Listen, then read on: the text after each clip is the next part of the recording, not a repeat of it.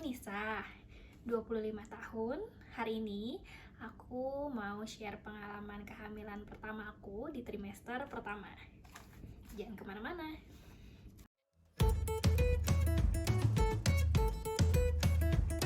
Trimester pertama itu biasanya dihitung di usia janin 1-13 minggu. Itu trimester pertama. Lalu biasa juga disebut hamil muda atau masih rentan. Nah, dihitungnya untuk usia janin gimana sih gitu. Biasanya dihitung dari hari pertama terakhir haid. Kalau aku hari terakhir pertama haid itu tanggal 25 November 2020 gitu. Nah, dari situ terakhir aku haid, seharusnya di Desember tanggal sekitar 25 juga itu tuh aku harusnya sudah haid selanjutnya ya, tetapi ini tidak. Sebetulnya sih aku nggak terlalu hitungin ya aku udah haid atau belum gitu. Sebenarnya aku coba iseng untuk beli test pack di supermarket terdekat. Nah, dari situ aku coba test pack itu di sekitar tanggal tanggal 5 Januari ya, tanggal 5 Januari. Nah, dari tanggal 5 Januari itu aku coba test pack. Seharusnya dari tanggal 25 itu harusnya sudah haid, tapi sebenarnya aku itu tipenya kalau haid itu bisa mundur gitu. Bahkan kalau mundur tuh bisa 3-4 hari gitu. Jadi ya makanya nggak terlalu, ya udahlah gitu. Nah, akhirnya dari situ coba test pack di tanggal 5 Januari. Cobalah test pack gitu. Setelah test pack ternyata hasilnya positif tuh, hasil positif. Keesokan harinya aku reservasi di dokter yang terdekat. Dokter terdekat itu di Rumah Sakit Brawijaya. Ngomong sama dokternya kalau misalkan di test packnya hamil, akhirnya diperiksa. Nah, diperiksanya itu aku ini kontrol pertama menggunakan USG tapi yang transvaginal. Jadi ada suatu alat yang dimasukkan ke dalam vagina gitu. Nah, dari situ akhirnya dicek. Saat dicari-cari gitu ternyata emang iya ada sekitar titik gitu ya, ada titik yang memang itulah yang menjadi positif hamil gitu. Hasil USG-nya seperti ini, jadi tuh masih titik kecil banget gitu nih. Kalau dilihat di sini titik, cuma kayak titik banget, itu sekitar 0,28 cm. Aku udah hamil 1 bulan. Usia janin itu biasanya dihitung dari hari pertama terakhir haid, atau juga tergantung nanti dari ukurannya. Nggak selalu seperti itu sih. Nah, contohnya aku harusnya kalau dihitung dari hari terakhir pertama haid itu harusnya usianya tuh 6 mingguan, 6 minggu 1 hari. Tetapi di sini setelah dicek ukuran janinnya itu baru jadinya 4 minggu gitu. Jadi yang untuk perhitungan hari terakhir pertama haid itu nggak dihitung lagi. Itu pengalaman USG transvaginal aku di bulan 1 ya, di bulan 1. Lalu setelah itu aku harus kontrol kembali 1 bulan. Nah, setelah kontrol 1 bulan itu aku mau coba-coba nyari alternatif dokter lain deh, mau coba-coba kalau di dokter lain kayak gimana sih gitu. Nah, akhirnya aku dapat rekomendasi dari temen aku itu di Rumah Sakit Siloam. Nah, Rumah Sakit Siloam itu kan rumah sakit umum, jadi terima pasien COVID nggak sih gitu. Nah, akhirnya setelah dicek mereka tidak menerima pasien COVID, jadi oke lah, aman untuk coba kontrol di sana yang kedua. Nah, bulan kedua ini 1 bulan berlalu, sudah melalui. Di bulan kedua ini USG transvaginal masih sama karena masih kecil ya, jadi supaya bisa lebih jelas, di bulan kedua transvaginal itu dari yang ukurannya titik banget yang cuma sekitar 0,2 cm itu, yang titik kemarin itu. Nah, sekarang tuh janinnya udah berkembang udah membesar gitu, udah kayak berbentuk. Nah itu kayak gini. Jadi ini masih transvaginal guys. Ini jadi tuh udah kayak udah panjang gitu loh, dari titik udah jadi kayak gini, udah berbentuk gitu. Nah terus pas lagi dilihat tuh di USG, ternyata kaki sama kaki tangannya tuh kayak udah ada dikit bang gitu, dan itu tuh dia goyang-goyang gitu, titik gitu. Lucu banget deh gerak-gerak tangan kakinya gitu. Nah dari sini yang kedua, di bulan kedua itu pertama kali aku mendengar suara janin, padahal itu masih di minggu ke 8 minggu 6 hari udah ada detak jantungnya, artinya udah ada nyawanya guys, jadi hati-hati. Nah ini detak jantungnya kenceng banget, sekitar 181 bpm, itu kenceng banget, duk duk gitu. Nah untuk jantung janin itu biasanya 2 kali lebih cepat dibanding detak jantung orang dewasa gitu atau mamanya. Kalau yang dari perubahan ya, dari yang sebelumnya, dari titik terus jadi lumayan gede gitu, dari titik udah ada berbentuk, itu lucu banget. Dari 4 minggu ke 8 mingguan itu. Nah itu adalah pengalaman USG kedua. USG ketiga janinnya udah mulai berkembang lagi gitu. Artinya kalau janin berkembang artinya mudah-mudahan janinnya sehat, artinya janinnya berkembang dengan baik kayak gitu. Nah jadi ini lebih jelas lagi di sini, udah kelihatan, udah lebih detail lagi nih kepalanya, nih badannya, dari yang terakhir 2 cm sekarang 7 cm 7 cm, 25 cm. Lumayan ya cepet. Dalam waktu kurun sebulan udah lumayan gede. Nah dari sini tetap terdengar dan juga dicek juga untuk detak jantungnya. Untuk detak jantungnya itu 162 bpm, itu normal. Tapi pas lagi di USG yang ketiga itu detak jantungnya kayak nggak terlalu jelas dari yang bulan sebelumnya, karena kayak lebih samar. Ditanya kan kok detak jantungnya kok nggak sekencang kemarin gitu, nggak sejelas kemarin, karena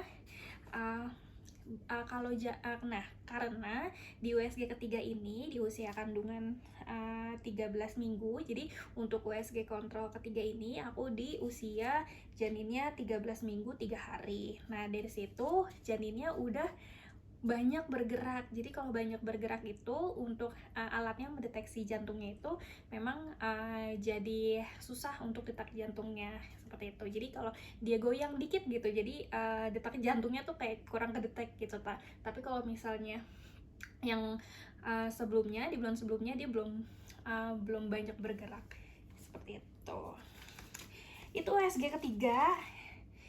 Apa yang harus dilakukan untuk tes labnya? Nah untuk tes lab di trimester pertama, apalagi untuk kehamilan pertama, itu penting untuk melakukan tes lab.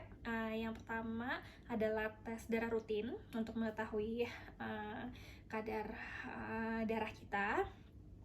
Lalu juga yang kedua yang gak kalah penting itu yaitu cek paket TORCH, TORCH itu TORCH itu paketan kayak tokso, rubella gitu ya.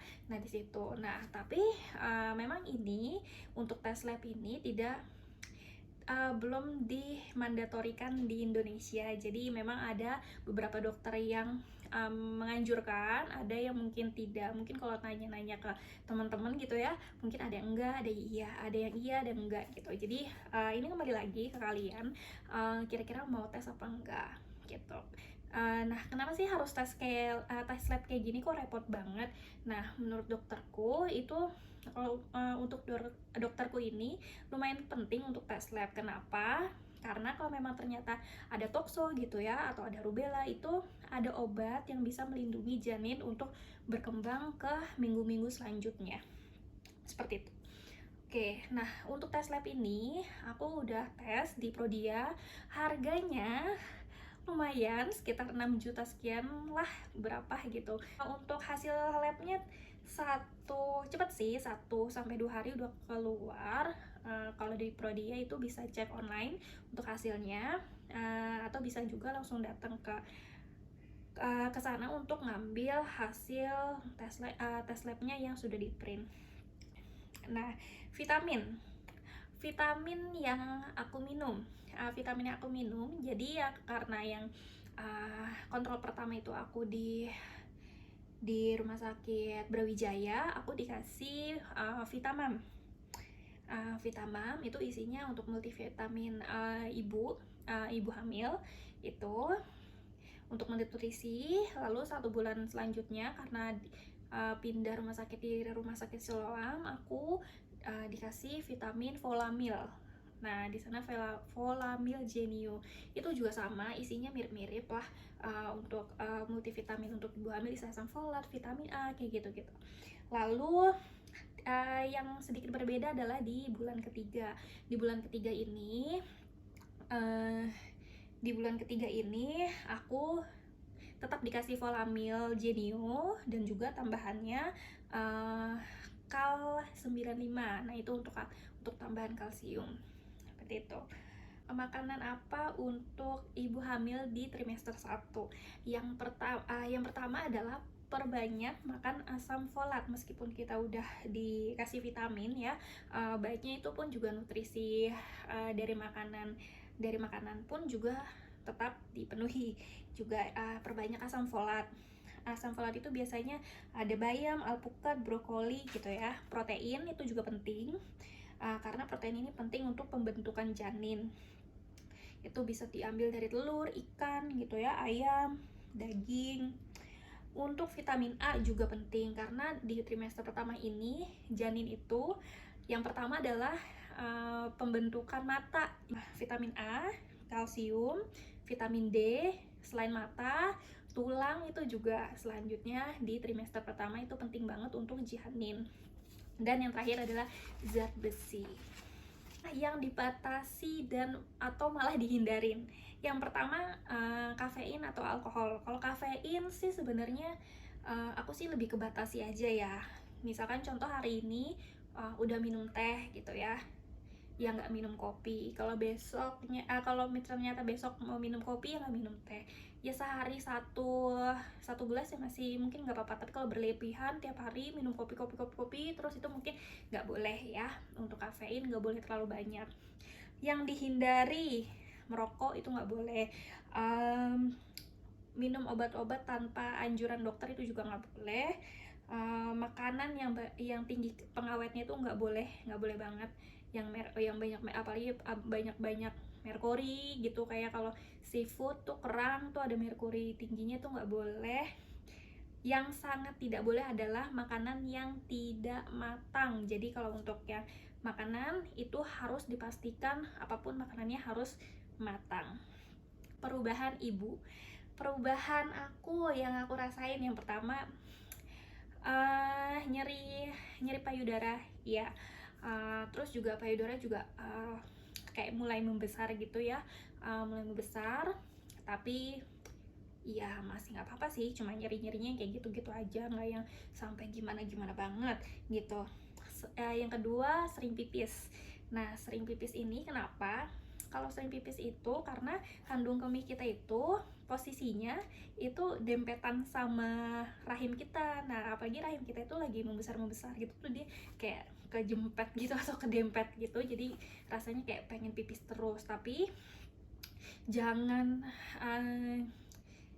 karena sering pipis gitu minumnya jadi dikit, nggak boleh. Jadi minum tetap harus banyak gitu. Perut kram, iya, sesekali aku memang merasakan perut kram, iya. Perut agak membesar, iya, lumayan sih sedikit gitu. Untuk morning sick, iya, di di bulan 2,5 bulan sampai 3 bulan itu aku mual, enek-enek, nggak enak, tapi nggak sampai muntah sih gitu. Nah, untuk mengatasi mual gimana? Kalau aku biasanya sih makan yang seger-seger gitu ya, dimakanin aja. Atau kalau misalkan makan udah nggak enak juga, ya udah aku tidur aja. Nanti biasanya kalau udah tidur melek, biasanya mualnya udah lumayan reda, baru dimasukin makan. Kalau lagi mual, saran dari dokter aku makannya dikit-dikit tapi sering gitu. Tapi yang penting tetap makan. Aku sekarang suka nyium-nyium bau-bau yang harusnya itu baunya biasa aja, tapi itu aku mual banget baunya. Oke, aplikasi apa yang aku pakai selama kehamilan? Yang pertama aku pakai Pregnancy Plus. Aku suka karena itu ada perkembangan janin, bentuknya 3D gitu ya, lucu banget. Jadi bisa dilihat di situ, dan itu informasinya cukup lengkap, bisa upload perkembangan perut gitu ya, foto USG-nya bisa dimasukin ke sana, historinya kayak gimana itu bisa, itu lengkap sebenarnya. Tapi kalau yang berbahasa Indonesia aku rekomendasi Teman Bumil, kalau nggak The Asian Parent. Nah itu lucu juga, aku suka buka-buka itu gitu. Jadi aplikasi yang aku pakai ada 3 sebenarnya, tapi yang aku sering pakai itu yang Pregnancy Plus gitu. Tips untuk trimester pertama, karena perutnya udah mulai membesar sedikit, terus juga payudara juga kayaknya agak membesar, beli pakaian dalam untuk ibu hamil dan juga baju sehari-hari untuk ibu hamil, seperti itu. Sampai ketemu lagi di video selanjutnya di trimester kedua. Dah.